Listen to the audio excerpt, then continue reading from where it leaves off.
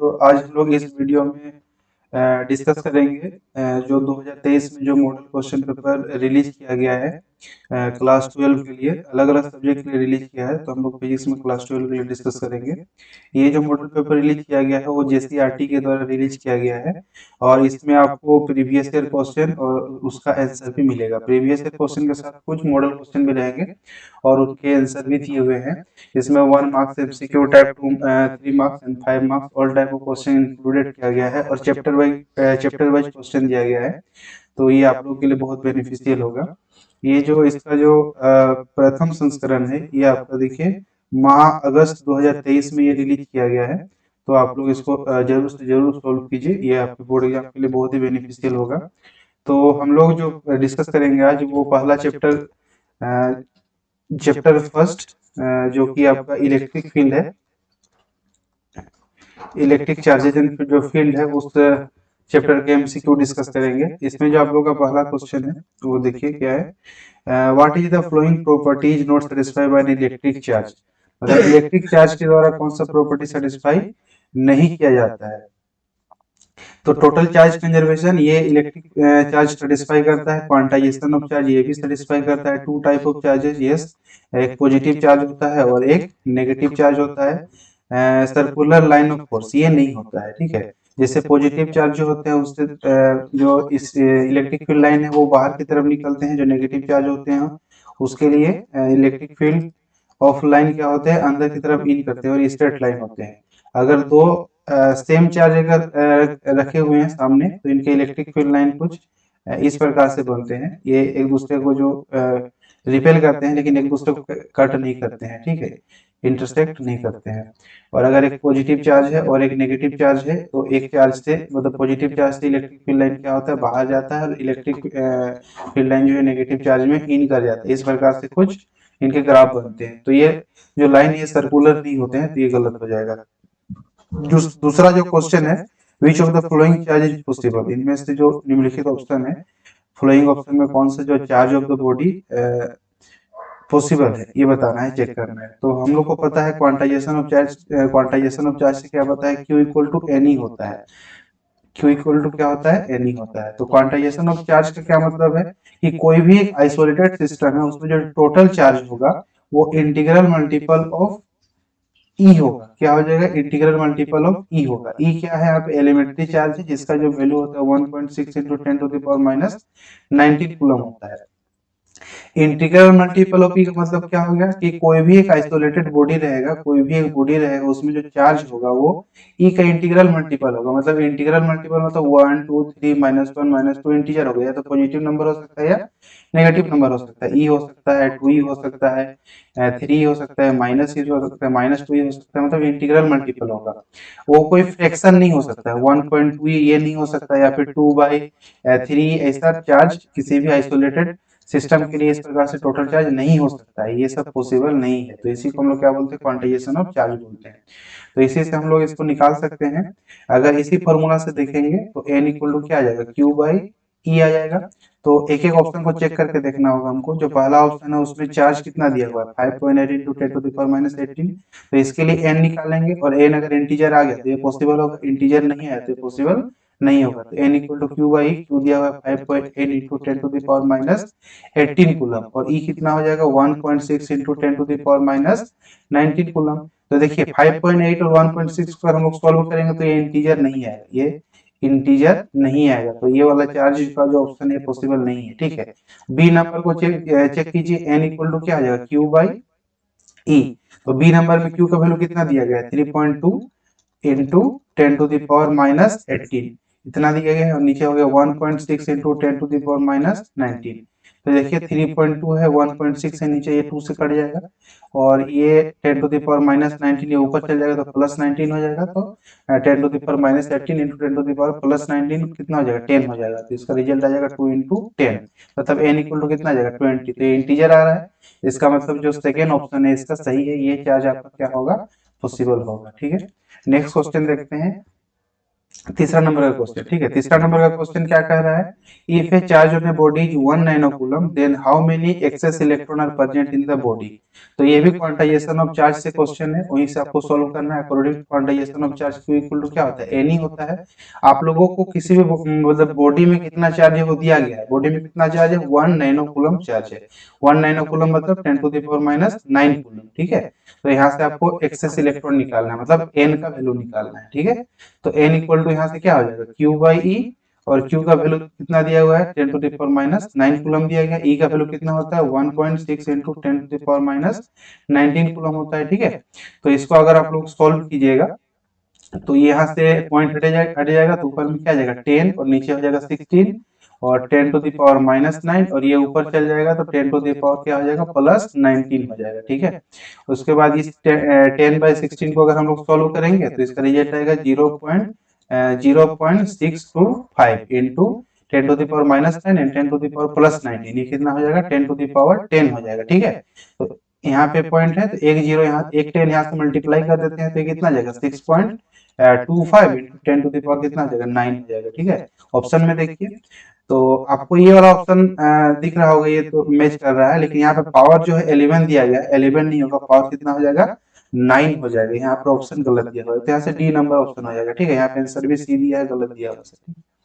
उसके बाद देखिए नेक्स्ट क्वेश्चन देखिए, फोर्थ नंबर क्या बोला जा रहा है, two charges of equal magnitude kept at a distance R exert a force F on each other, ठीक है। दो चार्ज है, सेम मैग्नीट्यूड का दो चार्ज है, मान लेते हैं सेम मैग्नीट्यूड इनका क्या है, क्यू है, और ये कितना डिस्टेंस से सेपरेटेड है, आर डिस्टेंस से सेपरेटेड है, ठीक है। और इनके बीच में कितना फोर्स लग रहा है, एफ फोर्स लग रहा है, ठीक है। If the charges are half and distance between them is double, ठीक है। अगर क्या किया जा रहा है, इनका चार्ज जो है उसको हाफ किया जा रहा है। पहले चार्ज कितना था, क्यू था, अगर चार्ज को हाफ कर दे मतलब Q/2 कर दे और डिस्टेंस को डबल कर दे, मतलब पहले इनके बीच का डिस्टेंस कितना था, r था, अब इनके बीच का डिस्टेंस को हम कितना कर देंगे, 2r कर देंगे, ठीक है। तो then the new force acting on each charge, तो इन दोनों चार्ज के बीच में कितना नया फोर्स काम करेगा, ठीक है। इसको हमको कैलकुलेट करना है, ठीक है। तो कूलम्स लॉ से आप इसको कैलकुलेट कर सकते हैं। अगर इस यहाँ पे देखिए फर्स्ट केस के लिए, फर्स्ट केस में अगर कितना फोर्स लग रहा था दोनों चार्ज के बीच में, इसको देखें तो क्या हो जाएगा, कूलम्स लॉ से F equal to K Q1 into Q2 होता है, और Q1 Q2 दोनों क्या है, Q है, तो Q इंटू Q हो जाएगा, और डिस्टेंस कितना है, R है, तो नीचे R का स्क्वायर हो जाएगा, तो फोर्स कितना हो जाएगा, KQ square by R square हो जाएगा, ठीक है। और अगर यहाँ से नया फोर्स निकालेंगे तो यहाँ पे क्या हो जाएगा, F1 equal to K, Q1 की जगह कितना हो जाएगा, Q/2 इंटू Q2 की जगह पे कितना हो जाएगा, Q/2 हो जाएगा, ये 2 Q/2 हो जाएगा, ठीक है। और 1/r स्क्वायर होता है, लेकिन यहाँ पर डिस्टेंस क्या है, 2r है, तो 2r का स्क्वायर हो जाएगा, ठीक है। इसको सॉल्व कर दीजिए तो F1 इक्वल टू कितना आ जाएगा, K Q स्क्वायर, और नीचे 2 2 जा 4, और ये स्क्वायर करेंगे तो 4 4 4 जा 16r स्क्वायर, ठीक है। तो इसको अगर बढ़िया से लिखें तो 1/16 ये हो जाएगा आपका KQ square by R square. और आप लोग देख सकते हैं KQ/R स्क्वायर ये क्या है, पहले वाला F है, मतलब पहले जितना फोर्स लग रहा था वही फोर्स है। तो जो नया फोर्स है F1 उसको लिख सकते हैं 1/16, और इस वैल्यू को हम लोग क्या पुट कर दिए, F, मतलब ये जो पहले फोर्स लग रहा था उसका 1/16 टाइम्स होगा जो नया फोर्स लगेगा, ठीक है। तो आप देख सकते हैं ऑप्शन नंबर डी मैच कर रहा है।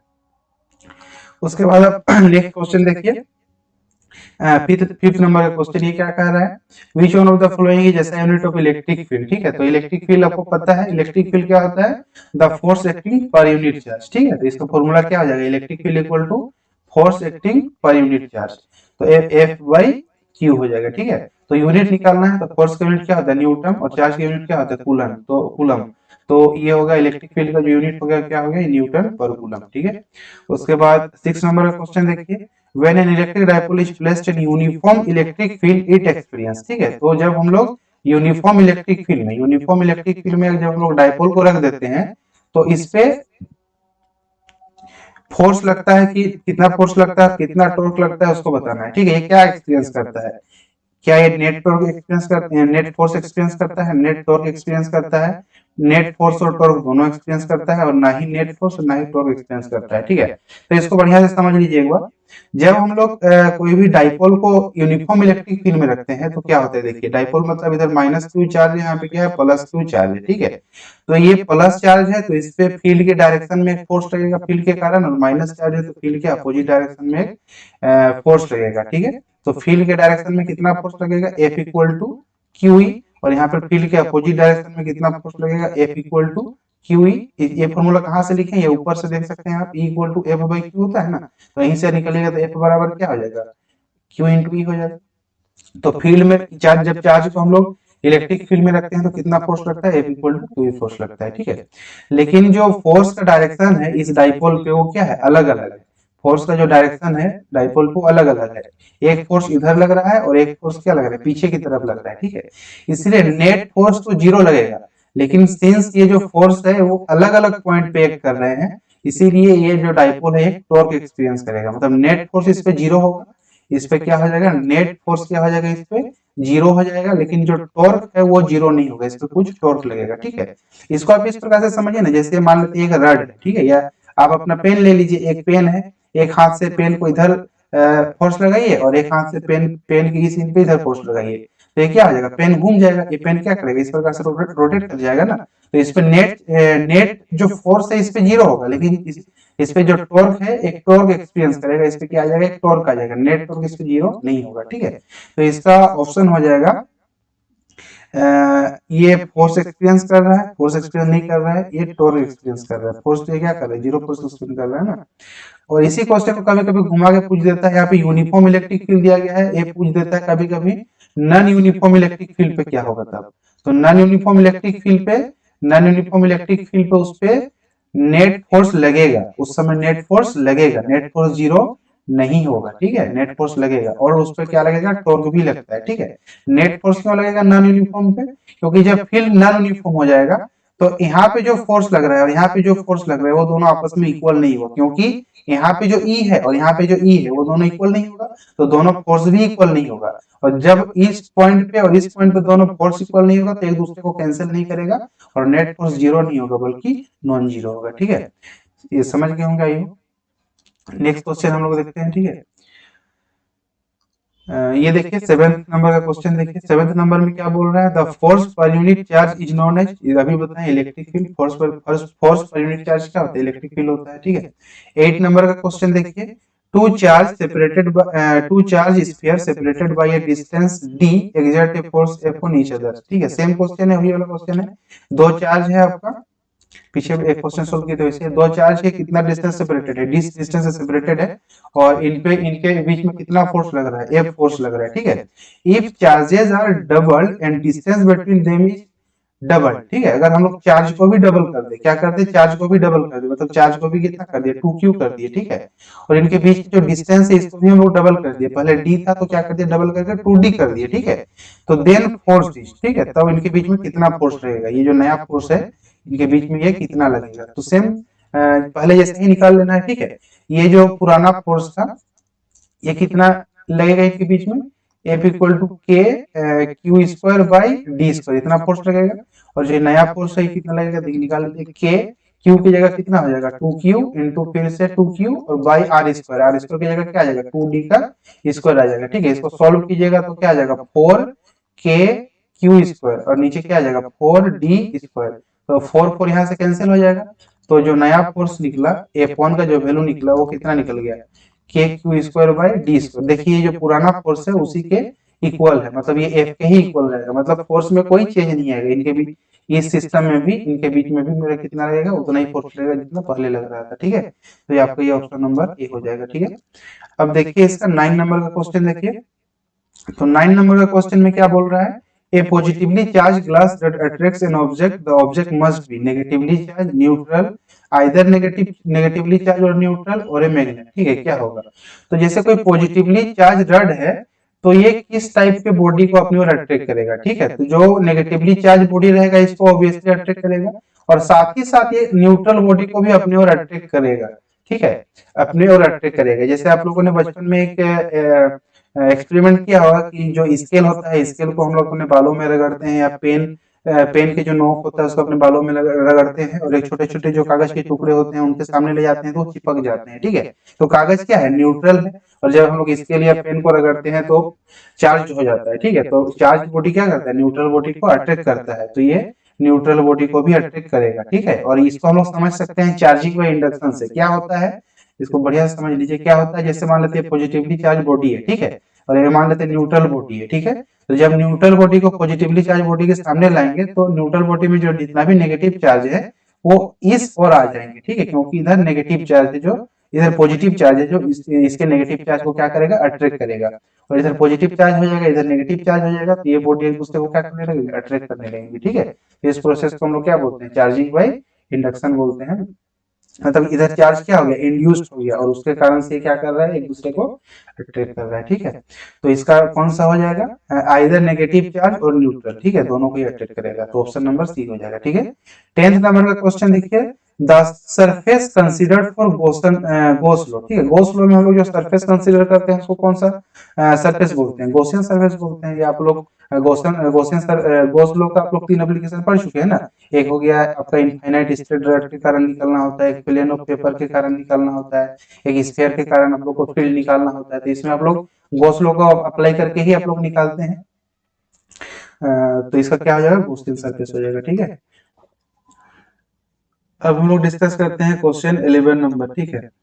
तो if a sphere of bad conductor is given a charge then it is distributed upon, ठीक है।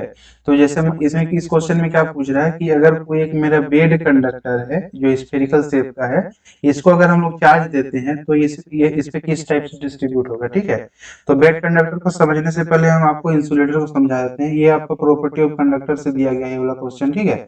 जैसे जब कोई कंडक्टर रहता है तो कंडक्टर पे जब हम लोग चार्ज देते हैं, ठीक है, देखिए तो कंडक्टर पे जो चार्ज देते हैं, चार्ज देने करने का मतलब क्या दे रहे हैं, इस पे इलेक्ट्रॉन दे रहे हैं, ठीक है।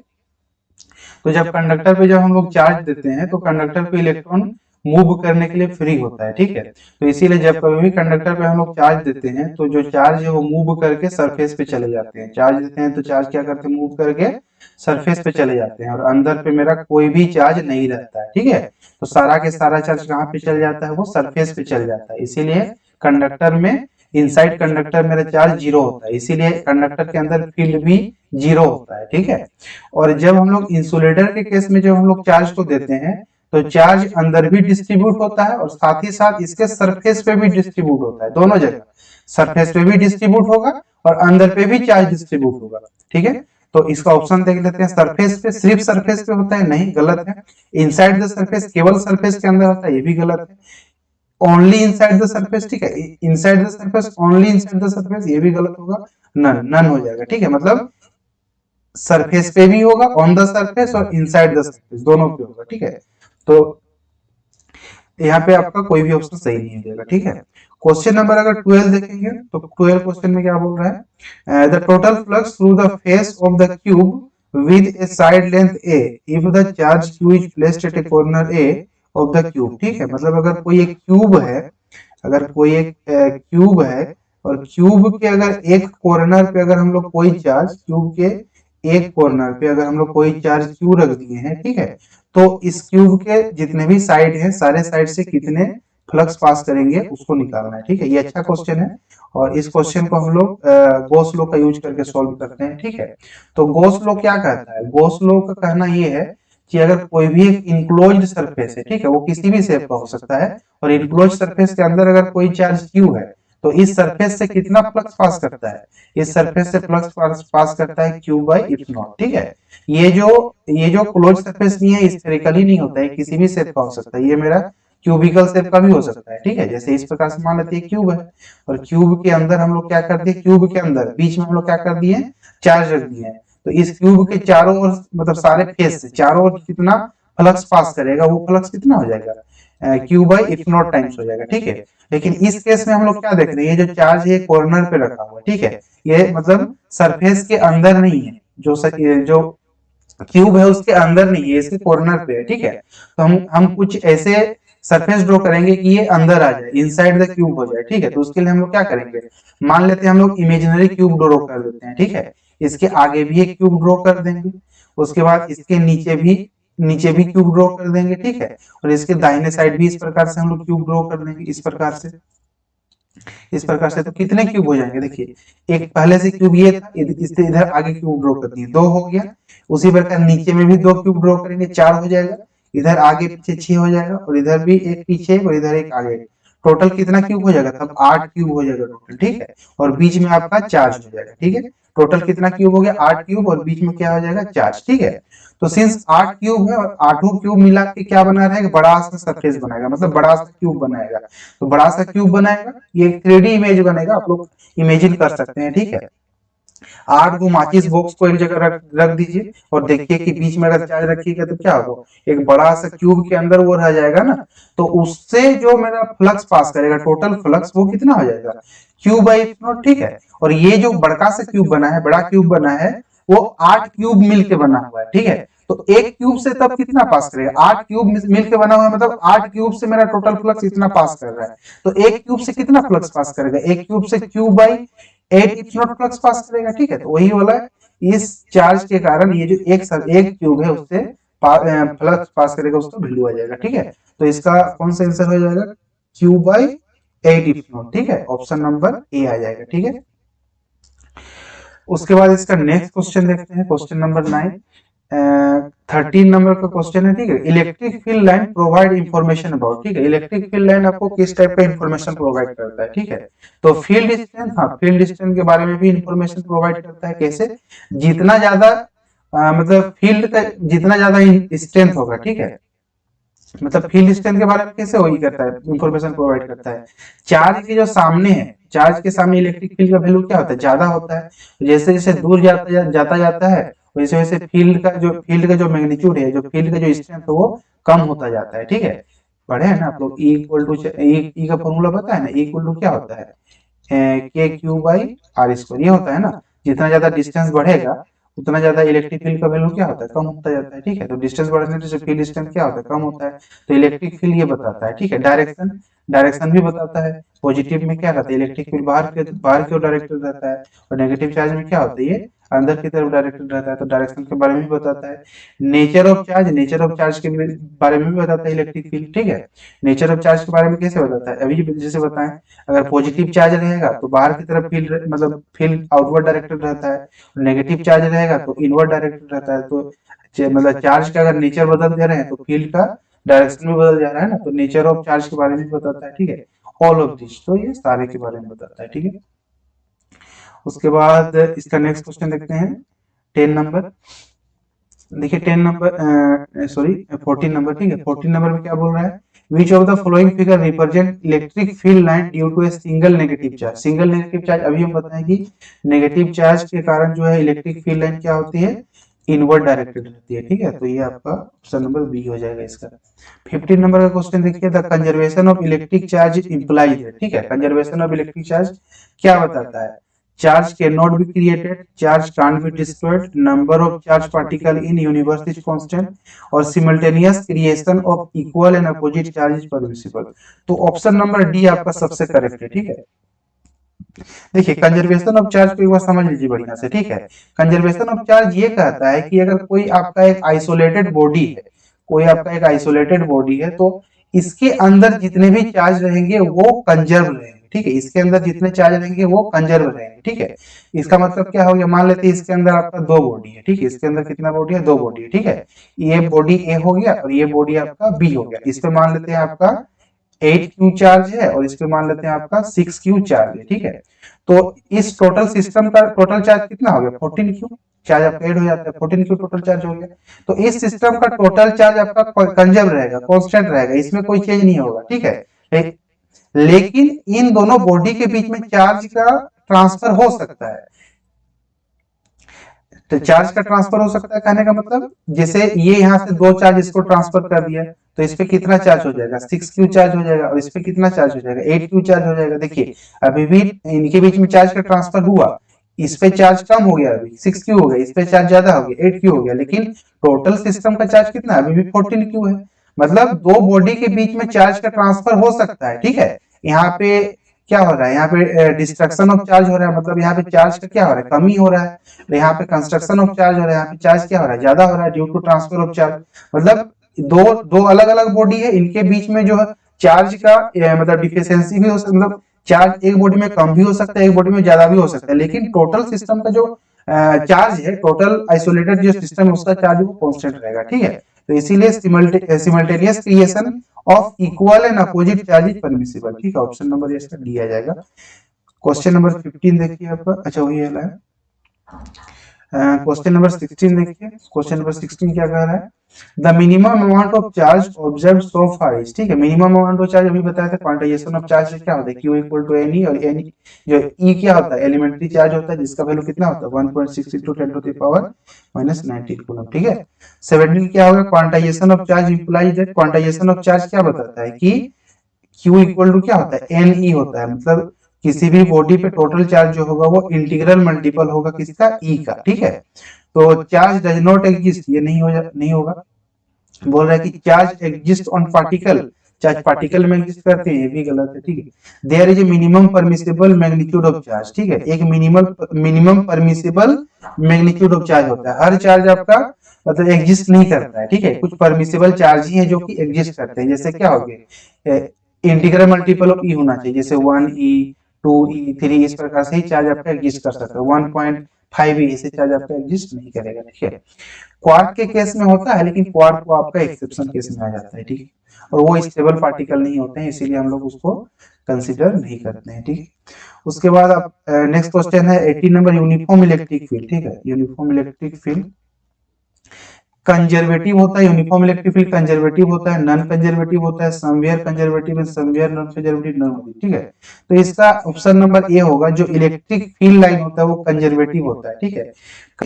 कंजर्वेटिव मतलब हो गया, कंजर्वेटिव होता है इलेक्ट्रिक फील्ड। कंजर्वेटिव कहने का मतलब हो गया कि जो आपका इनिशियल और फाइनल पॉइंट पे डिपेंड करता है, वो इस चीज पे डिपेंड नहीं करता है कि वो किस पाथ से जा रहा है, ठीक है। वो किस पाथ से जा रहा है उस पर डिपेंड नहीं करता है, जो फाइनल और इनिशियल पॉइंट पे डिपेंड करता है, ठीक है। तो इलेक्ट्रिक फील्ड भी वही है आपका, जैसे मान लेते हैं इलेक्ट्रिक फील्ड इक्वल टू क्या होता है 1/4 पाई एप्सिलॉन आर स्क्वायर, और ऊपर में क्या आता है क्यू आ जाता है। तो आर पे डिपेंड करता है, आर क्या होता है, शॉर्टेस्ट डिस्टेंस होता है ना, मतलब अगर यहाँ पे पॉजिटिव चार्ज क्यू है, अगर इस पॉइंट पे अगर हमको फील्ड निकालना है, ठीक है, तो इस पॉइंट पे फील्ड निकालना है, ठीक है। तो जरूरी नहीं है कि इस पाथ से जाएंगे तो अलग फील्ड आएगा मेरा, इस पाथ से जाएंगे तो अलग फील्ड आएगा, इस पाथ से जाएंगे तो अलग फील्ड आएगा। ये पाथ पे डिपेंड नहीं करता, ये इस चार्ज पे और एक इस पॉइंट पे है उस पर डिपेंड करता है, मतलब दोनों के बीच के जो शॉर्टेस्ट डिस्टेंस है उस पर डिपेंड करता है, ठीक है। और इसी प्रॉपर्टी का हम लोग क्या होगा, ये किसका प्रॉपर्टी होगा, कंजर्वेटिव का। तो इलेक्ट्रिक फील्ड क्या होगा, कंजर्वेटिव होगा आपका, ठीक है। उसके बाद 19 नंबर का क्या क्वेश्चन है, an electron and proton are placed in the same electric field, what will be the ratio of their acceleration, ठीक है।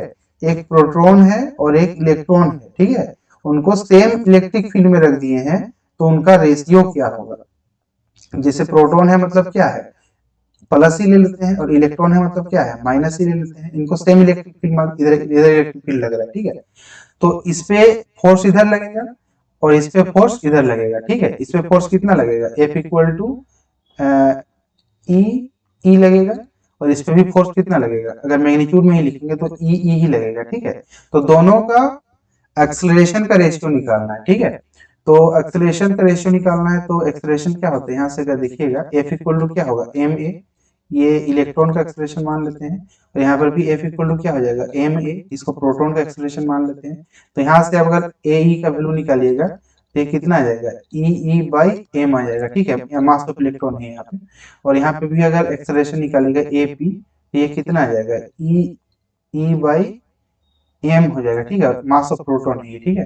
तो अभी दोनों का एक्सेलरेशन का क्या निकालिए, रेशियो निकालिए, AE/AP, प्रोटॉन इलेक्ट्रॉन का रेशियो निकालिए, तो ये क्या हो जाएगा, EE/me डिवाइडेड बाई EE/mp। तो E कट जाएगा, MP ऊपर चल जाएगा, तो ये आ जाएगा MP/me, रेशियो कितना आ जाएगा, MP/me, 3 नंबर हो जाएगा इसका, ठीक है। उसके बाद आपका 20 नंबर का क्वेश्चन देखिए, what is the ratio of electrostatic force and gravitational force between the electrons placed at the certain distance. ठीक है, what is the ratio of electrostatic force and gravitational force between two electron placed at certain distance. मतलब दो electron है, ठीक है, आपका दो electron है, मैग्नीट्यूड हम मैग्नीट्यूड में ले रहे हैं, मतलब इससे माइनस ही होता है तो प्लस ही लेके चल रहे हैं। तो दो इलेक्ट्रॉन है, ये किसी डिस्टेंस r पे रख दिए हैं, ठीक है। तो इनके बीच में जो इलेक्ट्रोस्टैटिक फोर्स लग रहा है और इनके बीच में जो ग्रेविटेशनल फोर्स लग रहा है, देखिए इलेक्ट्रोस्टैटिक फोर्स इनके चार्ज के कारण लगेगा, ठीक है, और इलेक्ट्रॉन का अपना एक मास भी होता है, और इनके मास के कारण इनके बीच में कौन सा फोर्स रहेगा, ग्रेविटेशनल फोर्स रहेगा। तो उन दोनों फोर्स का रेशियो क्या होगा, ठीक है। तो कूलम लॉ से हम लोग इलेक्ट्रोस्टैटिक फोर्स निकाल लेंगे, तो इलेक्ट्रोस्टैटिक फोर्स क्या होगा इन दोनों के बीच में, इलेक्ट्रोस्टैटिक फोर्स क्या हो जाएगा आपका के और ई इंटू ई, क्यू का वैल्यू आपका ई है और इनके बीच में डिस्टेंस कितना है r, तो r स्क्वायर हो गया, ठीक है। तो ये हो जाएगा के E square by are square. और अगर इनके बीच में ग्रेविटेशनल फोर्स निकालेंगे, एफ जी से रिप्रेजेंट करते हैं, तो ये क्या होता है जी m1 इंटू m2, तो मास ऑफ ई और इसका भी mass of P into distance का स्क्वायर होता है मतलब आर स्क्वायर। तो ग्रेविटेशनल फोर्स क्या आ जाएगा जी एम ई का स्क्वायर और बट्टा आर स्क्वायर हो गया, ठीक है। इन दोनों का अगर रेशियो हम लोग कर देंगे, मतलब F E by F G का निकालेंगे इन दोनों का रेशियो, तो देखिए आर स्क्वायर, यहाँ से आर स्क्वायर कैंसिल हो जाएगा और के और जी बच जाएगा और यहाँ से ई स्क्वायर, तो इसका रेशियो आपका क्या आएगा के E square by G M E का स्क्वायर आ जाएगा, ठीक है, इतना आ जाएगा। तो इसको अगर आप लोग सॉल्व कीजिएगा, ठीक है, तो आप लोग अगर ये वाला वैल्यू सॉल्व कीजिएगा, मतलब के का वैल्यू पुट कीजिएगा, जी का, ई का और एम ई का वैल्यू पुट कीजिएगा, तो आपका ये ऑप्शन नंबर ए आएगा आपका 4 इंटू 10⁻15 ऑप्शन नंबर ए आएगा इसको, ठीक है। कैलकुलेट कर लीजिएगा इसको पुट करके। तो इतना ही एमसीक्यू क्वेश्चन था आपका पहला चैप्टर से। तो सारे क्वेश्चन को प्रैक्टिस कर लीजिएगा और आई होप कि सारे क्वेश्चन का एक्सप्लेनेशन आप लोगों को क्लियर हो। और अगर आप लोगों को किसी भी टाइप का कोई डाउट है तो आप लोग कमेंट सेक्शन में कमेंट कर सकते हैं और हम लोग नेक्स्ट वीडियो में और इसके मॉडल क्वेश्चन डिस्कस करेंगे और सारे चैप्टर के और पीवाईक्यू प्रीवियस ईयर क्वेश्चन भी डिस्कस करेंगे, ठीक है। तो आप लोग चैनल से जुड़े रहिए ताकि जब भी वीडियो आप लोग को नोटिफिकेशन मिले, and keep watching and keep learning.